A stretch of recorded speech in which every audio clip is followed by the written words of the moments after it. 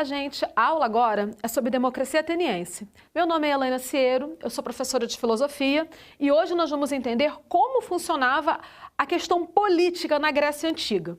Então, toda vez que nós pensarmos sobre democracia em Atenas, nós vamos necessariamente pensar sobre o que define uma democracia.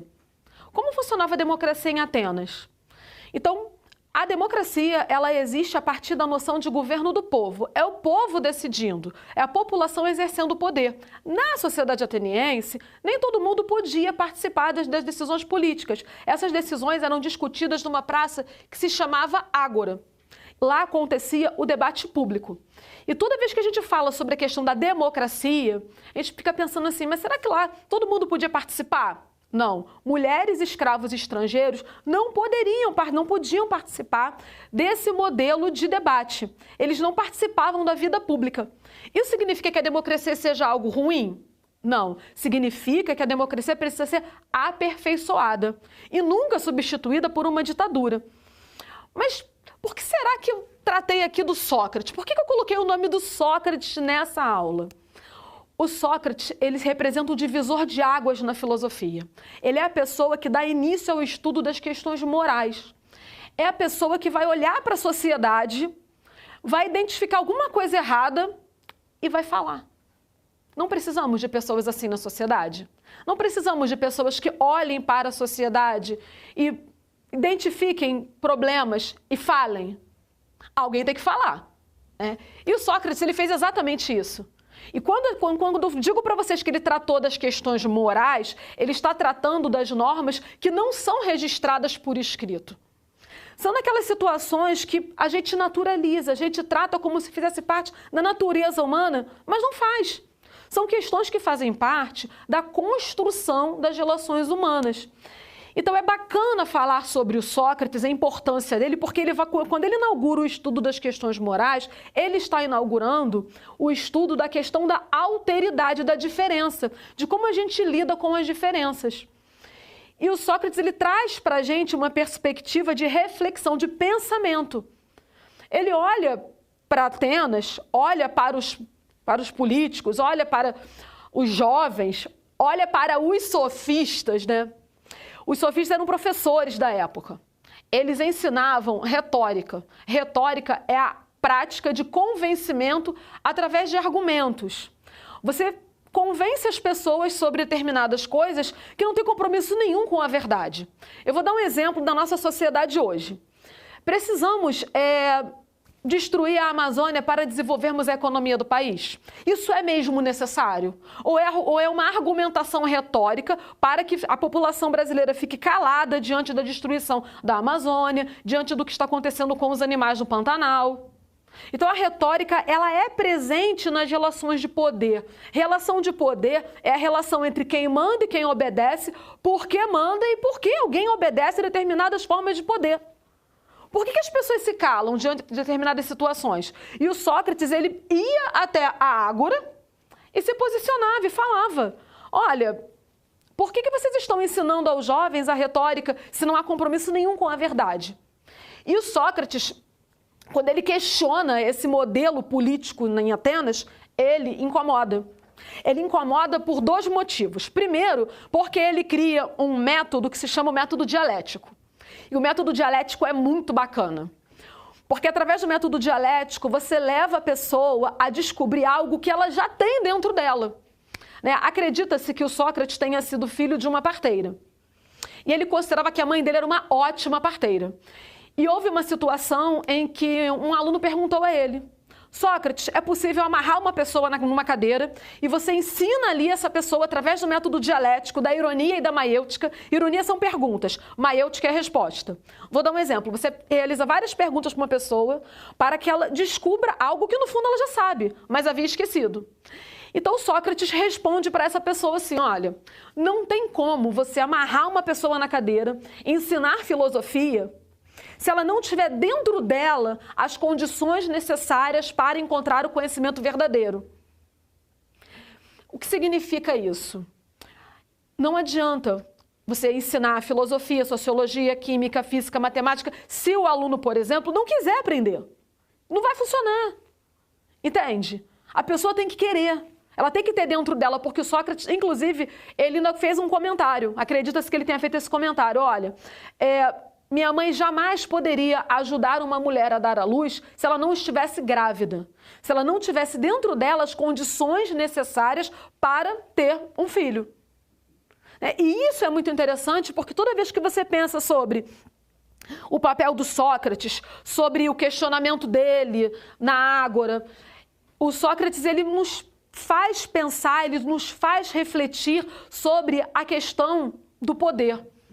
Eu gosto muito do Sócrates porque ele é um filósofo que ele olha para a filosofia pré-socrática e fala, beleza estudar o universo, beleza estudar a natureza, mas e as questões morais? Mas e a questão do poder? Quem manda, por que manda, como manda?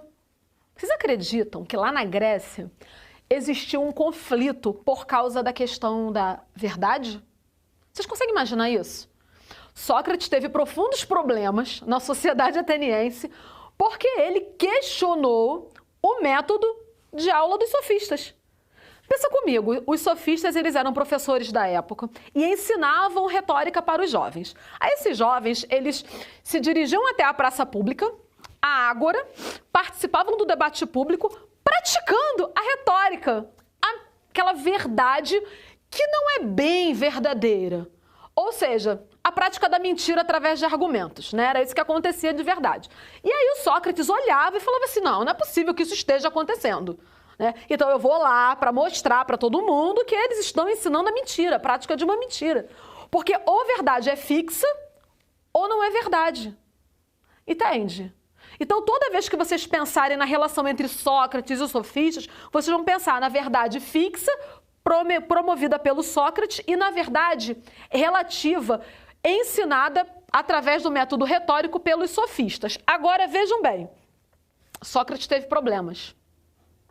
Sócrates teve problemas muito sérios. Por quê?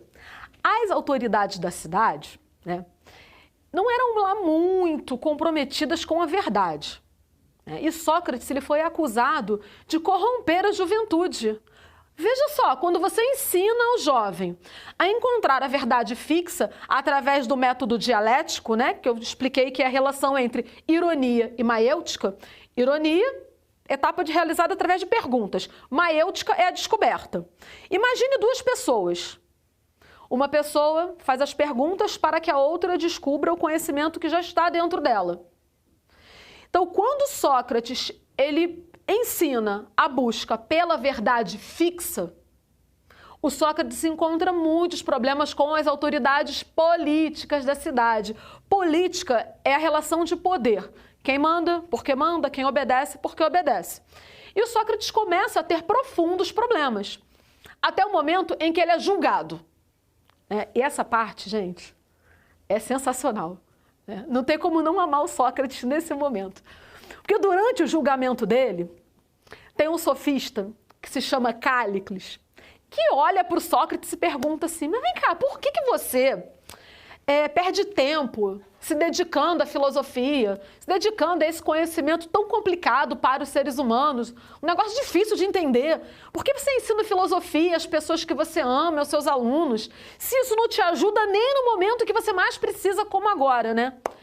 E o Sócrates, gente, ele tem uma resposta sensacional. Ele responde, olha, sabe por que eu ensino filosofia aos meus alunos e às pessoas que eu amo? Porque um dia eu estarei num julgamento muito mais importante do que esse aqui.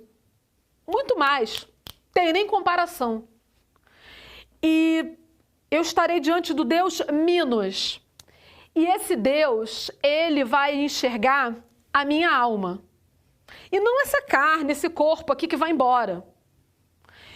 E cada injustiça que eu tiver praticado aqui, nesse plano, vai produzir uma chaga na minha alma.